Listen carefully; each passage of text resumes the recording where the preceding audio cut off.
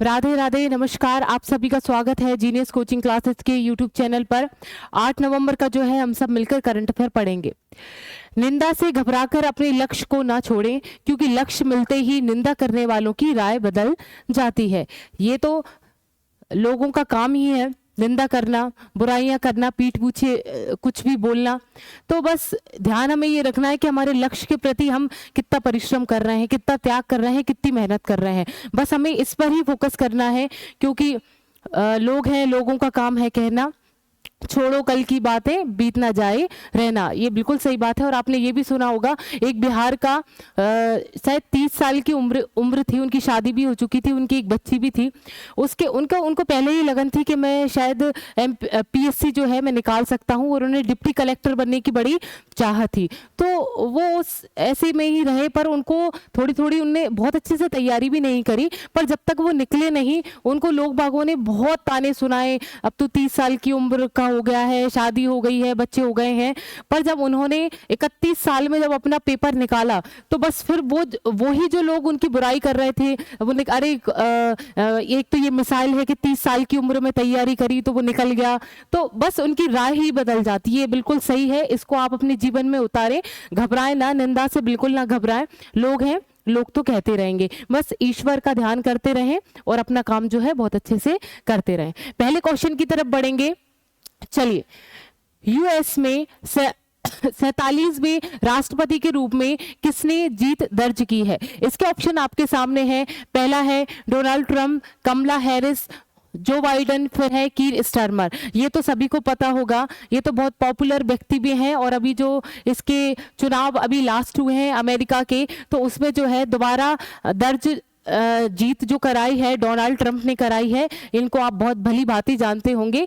ठीक है, कमला हैरिस इनके साथ में थी, चुनाव लड़ रही थी, हमने देखा था। ये हमारी भारतीय मूल की महिला है कमला हैरिस, ठीक है, इनके साथ ही लड़ रही थी। और इस बार अमेरिका में जो है कोई भी जब राष्ट्रपति बनता है तो 2 बार बन सकता है। इनकी दूसरा ये कार्यकाल होगा। डोनाल्ड ट्रंप का अमेरिका पर जो कार्यकाल होगा वो दूसरा ही कार्यकाल होगा, और कोई भी व्यक्ति 2 बार यहाँ पर राष्ट्रपति के पद पर बैठ सकता है। तो ये दूसरी बार कार्यकाल कौन संपन्न करेंगे? Donald Trump. चलिए, इसको पढ़ने की आवश्यकता है नहीं, इसको अच्छे से याद रखें कि उनको 270 वोट चाहिए थे, पर उनको कितने मिल गए भाई? 276 वोट मिल गए। तो ये अमेरिका के जो है प्रमुख हो चुके हैं डोनाल्ड ट्रंप, और इनका ये दूसरा कार्यकाल संपन्न होने जा रहा है, या सॉरी स्टार्ट होने जा रहा है, अब ये संपन्न भी हो जाएगा। इसकी राजधानी क्या है? वाशिंगटन जो है डीसी इसकी राजधानी है। मुद्रा का नाम है अमेरिकी डॉलर, और राष्ट्रपति जो है दोबारा बन चुके हैं डोनाल्ड ट्रंप। चलिए, फोर्ब्स वर्ल्ड बिलियनियर्स लिस्ट 2024 जो है उसके अनुसार अमेरिका में रिकॉर्ड जो है 813 अरबपति, मतलब ये एक लिस्ट है, उसका नाम क्या है? फोर्ब्स वर्ल्ड बिलियनियर्स लिस्ट जो है उस 2024 के अनुसार जो है अमेरिका में 813 अरबपति स्थित है। मतलब बहुत सारे लोग जो है 813 अरबपति वहां पर, इतने सारे पैसे वाले व्यक्ति वहां पर रहते हैं। विश्व आर्थिक मंच द्वारा जारी यात्रा और पर्यटन विकास सूचकांक 2024 में जो है अमेरिका टॉप पर रहा है। ये हमने 10 बार पढ़ लिया है, एक बार और पढ़ लीजिए, क्योंकि ये क्वेश्चन तुरंत उठ के ऐसे आ जाते हैं और हमको पता नहीं होता, और हम बहुत बार पढ़ चुके होते हैं। बस हम किस वजह से इस क्वेश्चन को गलत कर देते हैं, क्योंकि हमने ये तो पढ़ा होता है कि टॉप पर है, पर किस पर टॉप पर है ये हम पढ़ते ही नहीं है। तो क्या यात्रा और पर्यटन विकास सूचकांक में जो है ये टॉप पर रहा है। ये जो जारी की है वो विश्व आर्थिक मंच द्वारा ये लिस्ट जारी की जाती है, और भारत जो है इसमें ही 119वें देशों में से, और उसका स्थान जो आया है 39वां स्थान, 39वां स्थान भारत का आया है। विनय क्वात्रा अभी अमेरिका में जो है भारत के नए राजदूत जो है वो नियुक्त किए गए हैं। उनका नाम क्या है? विनय क्वात्रा जो है अमेरिका में नए राजदूत के रूप में इनको नियुक्त किया गया है। सैन्य गठबंधन नाटो के शिखर सम्मेलन का आयोजन जो है अमेरिका के वाशिंगटन में ही किया गया है। आप सभी को पता है नाटो जो है एक सैन्य संगठन है। चलिए, तो उसी का जो आयोजन किया गया है, उस सम्मेलन का आयोजन किया गया है, वो अमेरिका की राजधानी में ही किया गया है। भारत और अमेरिका के स्पेशल फोर्स ने तरकस नामक एक अभ्यास किया है, वो कहां पर संपन्न किया गया है? कोलकाता में संपन्न किया गया है। चलिए, ये फैक्ट हम बार बार पढ़ते हैं, फिर भी मैं इसको बार बार जोड़ देती हूं। कि आप जो है पढ़ पढ़ के आपको बार बार इसको याद हो जाए। अब दूसरे क्वेश्चन की तरफ बढ़ेंगे। हाल ही में महासागर शिखर सम्मेलन की मेजबानी किस देश ने की है? इसके ऑप्शन आपके सामने है, ब्राजील, रूस, भारत, स्विट्जरलैंड। बताइए इसका आंसर क्या है? चलिए इसका जो आंसर है वो है भारत। महासागर शिखर सम्मेलन क्या है भाई? महासागर शिखर सम्मेलन की मेजबानी जो कर रहा है वो भारत कर रहा है। चलिए आगे पढ़ेंगे कि भारतीय नौसेना का जो हम स्थापना दिवस मनाते हैं वो 4 दिसंबर को मनाते हैं। कब मनाते हैं? 4 दिसंबर को मनाते हैं। इसकी स्थापना जो है वो तो पहले हो गई थी, पर हम एक्चुअल में भारतीय नौसेना का जो दिवस मनाते हैं वो हम 4 दिसंबर को ही मनाते हैं, और ये आपको मैंने पहले भी बता दिया था, और इसको आपको नोट डाउन करके रखना है और याद करके रखना है। नौसेना हिंद महासागर क्षेत्र को में जो है समुद्री सुरक्षा के लिए अपनी प्रमुख आउटरीच पहल की जारी करते हुए महासागर शिखर सम्मेलन के 3रे संस्करण का सफलतापूर्वक आयोजन किया। अब देखिए ये कौन सा संस्करण है? ये है भाई 3रा संस्करण ये संपन्न कर रहे हैं। भारत इसका मेजबान देश बना हुआ है, और इसका उद्देश्य क्या है कि जो भाई समुद्री सुरक्षा है उस पर पहल करना है। उस पर आप देख रहे होंगे क्वेश्चन में ही, देखिए आप क्वेश्चन से ही आप ये चीज समझ सकते हैं कि ये क्यों सम्मेलन होते हैं। महासागर शिखर सम्मेलन, सागरों की सुरक्षा, उसमें कुछ अलग वैसे कोई विरोध ना हो, अपवाद पैदा ना हो, उसके प्रति कोई विवाद पैदा ना हो, उस पर बातचीत करती है। ठीक है, उसके जो सीमा है कहां से कहां तक, किसकी सीमा, तो इस पूरे ऑल ओवर एक क्षेत्र पर जो बात करता है ये एक सम्मेलन होता है, और अलग अलग जगह ये आयोजित किया जाता है। अभी जो है हमारा भारत मेजबान देश बना हुआ है महासागर शिखर सम्मेलन का। ये 3रा संस्करण है, और मैंने इसकी स्थापना आपको बताई थी 3 दिसंबर, आपको याद करना है, ये याद बिल्कुल मत करिए। और इसका मुख्यालय कहाँ है? नई दिल्ली। अध्यक्ष का नाम क्या है? दिनेश कुमार त्रिपाठी। भारतीय नौसेना के अध्यक्ष का नाम क्या है? दिनेश कुमार त्रिपाठी। अनामिका राजीव, ये जो है भाई पहली पायलट, हेलीकॉप्टर पायलट बनी है महिला। ठीक है, पहले पुरुष रह चुके हैं, पर नौसेना के इतिहास में पहली महिला हेलीकॉप्टर पायलट जो बनी है वो अनामिका राजीव। उनका नाम क्या है? अनामिका राजीव। चलिए आगे बढ़ेंगे। 3रा क्वेश्चन देखेंगे। किस राज्य के मुख्यमंत्री ने, अब भाई कौन सी है? दीपम 2.0 निःशुल्क सिलेंडर योजना शुरू की है। क्या नाम है योजना का? दीपम 2.0 सिलेंडर की निःशुल्क सिलेंडर योजना शुरू की है। वो किस राज्य के मुख्यमंत्री जी ने की है? और अगर आप इनको जानते हैं, फेज वाइज जानते हैं, तो इनका नाम भी आप आसानी से बता सकते हैं। चलिए, आंध्र प्रदेश, उड़ीसा, उत्तर प्रदेश, असम।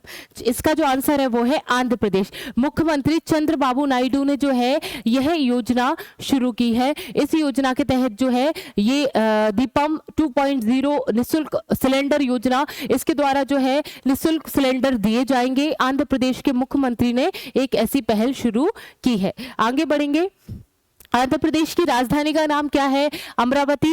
मुख्यमंत्री का नाम हम पढ़ के आए हैं चंद्रबाबू नायडू, और राज्यपाल का नाम है सैयद अब्दुल नजीर, इनके राज्यपाल हैं आंध्र प्रदेश के। आंध्र प्रदेश सरकार अपनी मंत्री परिषद की बैठकों के लिए ई कैबिनेट प्रणाली जो है वो लागू करेगी। ई कैबिनेट प्रणाली जो है आंध्र प्रदेश लागू करेगी अपनी मंत्री परिषद के लिए। आंध्र प्रदेश सरकार की पहल आंध्र प्रदेश समुदाय प्रबंधित प्राकृतिक खेती से मानवता के लिए 2024 में गुलवेकियन जो है वो पुरस्कार जीता है। ठीक है, ये प्राकृतिक कृषि ने जो है मानवता के लिए, प्राकृतिक कृषि के क्षेत्र में मानवता के लिए जो है ये गुलवेकियन पुरस्कार जीता है 2024 का, वो आंध्र प्रदेश में ही इसकी पहल की गई है। 19 जनवरी 2024 को वाईएस जगन मोहन रेड्डी ने जो है विजयवाड़ा में 125 फीट ऊंची वी.आर. अंबेडकर जी की मूर्ति का अनावरण किया है। वेरी वेरी वेरी मोस्ट 19 जनवरी 2024 की ही बात है। जो जगन मोहन रेड्डी जी हैं उनके द्वारा ये भीमराव अंबेडकर जी की जो है प्रतिमा का अनावरण किया है, या मूर्ति का अनावरण किया है, वो भी कहां पर किया है? आंध्र प्रदेश में। 2 दिवसीय राष्ट्रीय स्तर का अमरावती ड्रोन शिखर सम्मेलन 2024 आंध्र प्रदेश की राजधानी अमरावती में संपन्न हुआ है। आगे देखेंगे। 4था क्वेश्चन है किस राज्य में हीट वेव को राज्य विशिष्ट आपदा घोषित किया गया है? इसके ऑप्शन आपके सामने हैं, बिहार, असम, पंजाब, तमिलनाडु। बताइए इसका आंसर। चलिए, इसका जो आंसर है वो है तमिलनाडु। हीट वेव क्या है? गर्म लहर या जो है बहुत ज्यादा गर्म हवाएं जो चलती हैं उससे प्रभावित जो है तमिलनाडु अभी है, तो इसके बारे में हम आगे देखेंगे। तमिलनाडु सरकार ने हीट वेव को राज्य विशिष्ट आपदा घोषित किया है तथा हीट वेव से होने वाली मौतों की पीड़ितों के परिवारों के लिए कितना पैसा दिया है या अनुदान दिया है, वो दिया है भाई 4 लाख रुपए। ये तमिलनाडु के बारे में बात कर रहे हैं, हीट वेव से संबंधित है, तमिलनाडु अभी पीड़ित है इससे, तो इसको जो है सरकार द्वारा 4 लाख रुपए अनुदान दिए जा रहे हैं। आगे देखेंगे, हीट वेव के अलावा तमिलनाडु ने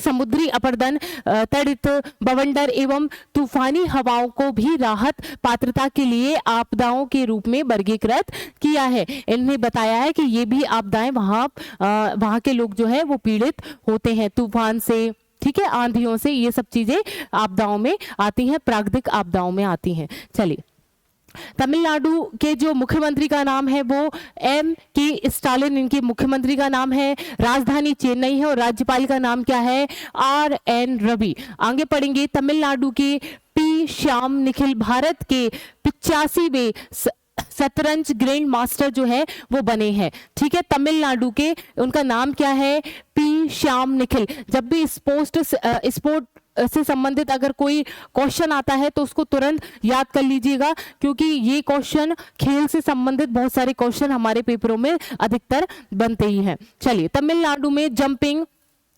स्पाइडर की नई एक प्रजाति, मकड़ी की एक प्रजाति जो है वो खोजी गई है। जंपिंग स्पाइडर की ये प्रजाति तमिलनाडु में खोजी गई है। भारत की दूसरी सबसे बड़ी तितली की प्रजाति जो है मदुरई में खोजी गई है। तितली की प्रजाति, भारत की दूसरी सबसे बड़ी तितली की प्रजाति हमारी जो है तमिलनाडु के अंदर मदुरई में खोजी गई है। किस राज्य में जहरीली शराब पीने से कम 38 लोगों की मौत हो गई? जब हम इसके बारे में पढ़ रहे हैं तो तमिलनाडु में ही इनकी मौत हो चुकी है। भारत का पहला बहुराष्ट्रीय वायु अभ्यास तरंग शक्ति 2024 तमिलनाडु के सोलार में ही हुआ है। क्या वायु अभ्यास हुआ है बहुराष्ट्रीय, मतलब इसमें बहुत सारे राष्ट्र जो है वो मिले हुए थे। इसका ये वायु अभ्यास हुआ है, उसका नाम क्या है, इसका नाम अच्छे से याद रखें, तरंग शक्ति 2024 तमिलनाडु में संपन्न किया गया है। तमिलनाडु के विलुपुरम जिले में स्थित जिली किले को यूनेस्को में विश्व विरासत स्थल में जो है शामिल किया गया है। ये अच्छे से याद कर लें कि तमिलनाडु का कौन सा जिला है, विल्लुपुरम। क्या नाम है? विल्लुपुरम के जिले में जो स्थित है जिंजी किले को जो है ये यूनेस्को ने अपनी विरासत धरोहर में जो है शामिल कर लिया है, ये भी हमने पढ़ा है। यू है प्रधानमंत्री नरेंद्र मोदी जी ने जो है तमिलनाडु के BOC पोर्ट पर तूतीकोरिन इंटरनेशनल कंटेनर टर्मिनल का जो है उद्घाटन किया है। किसने किया है? हमारे प्राइम मिनिस्टर नरेंद्र मोदी जी ने। आगे देखेंगे, 6वां क्वेश्चन है, दुनिया के सबसे बड़े और 110 साल पुराने मगरमच्छ की मृत्यु हुई है, वो किस देश में हुई है? ये जो है इसका आंसर जो है वो ऑस्ट्रेलिया। क्या है इसका आंसर? 110 साल जो है वो पुराना मगरमच्छ था और भाई उसकी मृत्यु हो चुकी है। ये ऑस्ट्रेलिया से संबंधित खबर है। ऑस्ट्रेलिया की राजधानी जो है कैनबरा और मुद्रा का नाम क्या है? ऑस्ट्रेलियाई डॉलर और इसके प्रधानमंत्री का नाम जो है एंथोनी अल्वावीज। चलिए आगे देखेंगे, ऑस्ट्रेलिया के डेक्कन विश्वविद्यालय जो मैंने आपको बताया था गुजरात में, इन्होंने अपनी एक कैंपस का जो है वो इन्होंने स्थापना की है। ऑस्ट्रेलिया के डेक्कन विश्वविद्यालय के द्वारा हमारे गुजरात की गिफ्ट सिटी में इन्होंने अपना एक कैंपस स्थापित किया है। पिंच ब्लैक अभ्यास 2024 वो भी यहीं पर आयोजित किया गया ऑस्ट्रेलिया में। चेन्नई सुपर किंग्स जो है वो अपनी एक अंतरराष्ट्रीय अकादमी खोलने जा रहे हैं, ये भी आपको ऑस्ट्रेलिया में पता है। चेन्नई सुपर किंग्स की जो टीम है वो ऑस्ट्रेलिया में एक अपनी अकादमी खोलने जा रहे हैं। ऑस्ट्रेलिया ने विदेशी छात्रों के लिए जो है वीजा बढ़ा दिया है, पहले 110 से बढ़ाकर, जो पहले 110 था अब 1600 ये वीजा जो है वो कर दिया है। चक्रवाती तूफान मेगन, क्या नाम है? मेगन जो है ऑस्ट्रेलिया के देशों पर की तटों पर जो है टकराया है। चक्रवाती तूफान का नाम क्या है जो हमने पढ़ा अभी? मेगन। क्या नाम है? मेगन। इसको अच्छे से याद रखें, जो है ये तूफान है ऑस्ट्रेलिया के जो तटों से है वो अभी टकराया है, तो ऑस्ट्रेलिया अभी इससे पीड़ित है। ऑस्ट्रेलिया में मोनास यूनिवर्सिटी को शोधकर्ताओं ने दुनिया की पहली बायोनिक आंख डेवलप की है। ये अच्छे से याद रखें। चर्चे में रहा राइट टू डिस्कनेक्ट कानून जो है वो अभी ऑस्ट्रेलिया में चर्चाओं में बना हुआ है। अगले क्वेश्चन की तरफ बढ़ेंगे। 7वां क्वेश्चन है, कौन सा देश विश्व के पहले लकड़ी के उपग्रह का परीक्षण करने के लिए तैयार है? इसके ऑप्शन आपके सामने है, ब्रिटेन, जापान, चीन, इंडोनेशिया। चलिए, इसका जो आंसर है वो हम पहले भी पढ़ चुके हैं और आपको जो है ये पता होगा, जापान इसका सही आंसर है। चलिए, इसमें नहीं लिखा है, मैं आपको बता दूं, इसमें नोट डाउन नहीं है, आप लिख लीजिएगा कि ये जो लकड़ी का उपग्रह है वो जापान और अमेरिका के संयुक्त रूप से प्रयासों से बनाया गया है। जापान का जेक्सा और अमेरिका का जो है वो नासा संयुक्त रूप से इसको तैयार कर रहा है। तो इसका आंसर, अब इसमें तो जापान लिख रहा है, हम इस स्लाइड में पढ़ेंगे जापान, पर अगर ये भी आ जाए कि लकड़ी का उपग्रह जो है वो कौन कौन से देश मिलकर तैयार कर रहे हैं, तो आप इसका आंसर क्या लगाएंगे? जापान और अमेरिका। पर इसमें जो है जापान दिया है तो हम इसका आंसर जापान ही लगाएंगे। तो जापान की जो अंतरिक्ष कंपनी है या जो उसको तैयार करती है उसका नाम क्या है? जेक्सा। और अमेरिका की कंपनी जो है आप सभी को पता है नासा। ये बोर्ड में नहीं लिख रहा है, आप इसको नोट डाउन जरूर कर लें। आगे देखेंगे, जापान ने अंतरिक्ष ग्रेड लकड़ी का परीक्षण करने के लिए दुनिया का पहला लकड़ी का जो है भाई उपग्रह, क्या नाम है इसका? ये लिग्नोसैट लॉन्च किया है, जिसका उद्देश्य साबित करना है कि लकड़ी एक अंतरिक्ष ग्रेड सामग्री है। मतलब लकड़ी, देखिए अभी आप यूज कर रहे होंगे लकड़ी का हर सामान अपने घर में, आप फर्नीचर लगा रहे हैं तो लकड़ी का बन रहा है। तो इसका एक उद्देश्य ये है लकड़ी का उपग्रह बनाने का कि अंतरिक्ष में भी लकड़ी का प्रयोग कितनी बेहतर तरीके से कर सकते हैं और कितनी अच्छी सामग्री जो है हमें प्रकृति जो है प्रदान करती है। उपग्रह लिग्नोसैट 6 महीने तक पृथ्वी की परिक्रमा करने वाला है भविष्य में।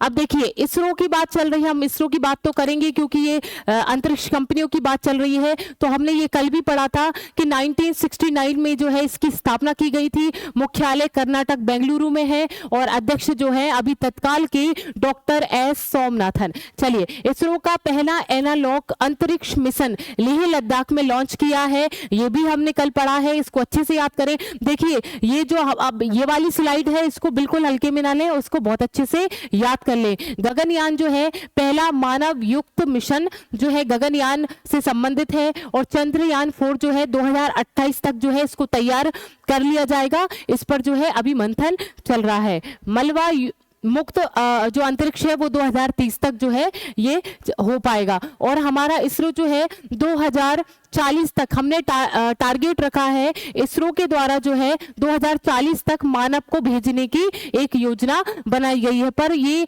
संभव कब तक हो पाएगा? 2040 तक हमने इसका लक्ष्य रखा है। चलिए, ये इसका लोगो है इसरो का। चलिए आगे देखेंगे। 9वां क्वेश्चन है, भारत किसके साथ मिलकर दिसंबर 2024 में प्रोवा 3 अंतरिक्ष उपग्रह को लॉन्च करेगा? इसके ऑप्शन आपके सामने है, यूरोपीय संघ, अफ्रीकी यूनियन, नाटो और नासा। और इसका जो आंसर है वो है यूरोपीय संघ। भारत ने जो है यूरोपीय संघ के साथ जो मिलकर है प्रोवा 3 अंतरिक्ष उपग्रह का जो है अनावरण किया है या इसको लॉन्च किया है। अब देख लीजिए, ये लिख लीजिए, स्लाइड में नहीं लिखा है। यूरोपीय संघ में जो है कितने सदस्य हैं? 27। कितने सदस्य हैं? 27। पहले 28 थे। ब्रिटेन जो है इसकी सदस्यता त्याग चुका है, इसलिए 28 से घटकर एक घट गया है 27। यूरोपीय संघ में कितने सदस्य बचे हैं? 27 सदस्य बचे हैं। तो हम क्वेश्चन पे आते हैं कि यूरोपीय संघ और भारत ने जो है साथ में प्रोवा 3 अंतरिक्ष उपग्रह का जो है अनावरण किया है या लॉन्च किया है। चलिए, भारतीय अंतरिक्ष अनुसंधान इसरो दिसंबर में श्रीहरिकोटा आंध्र प्रदेश, अब इसको लिख लीजिए, श्रीहरिकोटा कहां है? आंध्र प्रदेश से यूरोपीय संघ को प्रोवा अंतरिक्ष यान का पर्यवेक्षण किया है या परीक्षण किया है, मतलब उसको उड़ाया है या उसको छोड़ा गया है। इसका उद्देश्य सूर्य के कोरोना और सौर गतिशीलता का अध्ययन करना है। इसका उद्देश्य क्या है? वेरी वेरी मोस्ट, इसको अच्छे से याद रखें कि इस प्रोवा 3 का उद्देश्य क्या है। इस प्रोवा 3 का उद्देश्य, 2 सेकंड रुकिएगा, हाँ,